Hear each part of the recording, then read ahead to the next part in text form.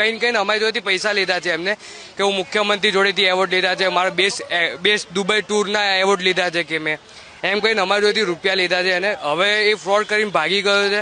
હવે આની જવાબદારી કોણ લેશે એમ? જે આ રીતના ફોટા પાડીને અમને બતાવતો હતો બરાબર કે મુખ્યમંત્રી જોડે એવોર્ડ લીધા છે, હર્ષ સંઘવી સાહેબ જોડેથી એવોર્ડ લીધા છે, પછી એને જો આ રાષ્ટ્રભૂષણ સન્માન આ બધા એવોર્ડ એને મળ્યા છે. કેવી રીતના મળે? 2022માં એને ઓલરેડી ફ્રોડ કર્યો છે, એ વખતે આટલા કરોડોનું કરી ગયો, અત્યારે કરી ગયો, તો આ બધા એને એવોર્ડ મળ્યા કેવી રીતના? ત્યાં સુધી અમારી ખાલી જવાની ટિકિટ આવી હતી, પણ એ બી અમને લાગ્યું કે તો ટિકિટ નકલી છે, એટલે અમને ફોન કર્યો અહીંયા આગળ, અને ફોન કર્યો ને તો કોઈએ પણ ફોન ઉપાડ્યો નહીં અમારો.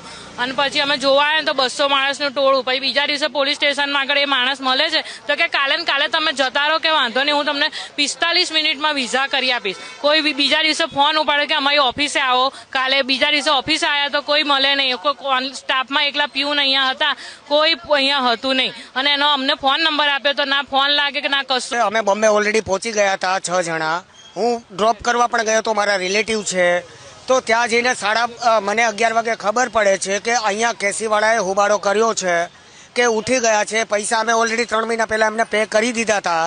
પછી અમને ખ્યાલ આવે છે કે અહીંયા બધું કેન્સલ, ટિકિટ વિકિટ બધું કેન્સલ થઈ ગયું છે.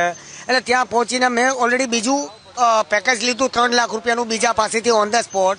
એ લોકોને મેં મોકલ્યા તો એ લોકોએ તો બધું ટિકિટ વિકિટ કેન્સલ કરી. તો હવે મારી રિટર્ન ટિકિટ એ લોકોએ કેન્સલ કરી નાખી છે. મેં તો ખાલી જવાની આપી હતી. તો આ લોકોને પાછા લેવાની જવાબદારી કોની?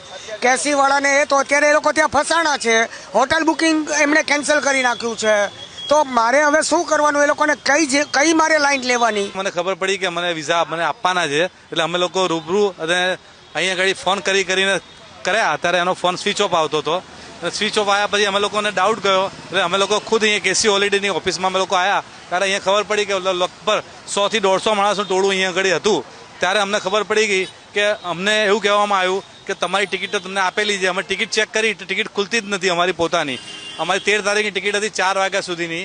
અને અમને પોતે મળેલા માણસે ભાઈ કરણસિંહે એવું કીધું તમે જતા રહો, અમે તમે ત્યાં રસ્તામાં જતા હતા, તમને વિઝા મળી, હા 45 મિનિટમાં તમને વિઝા મળી જશે.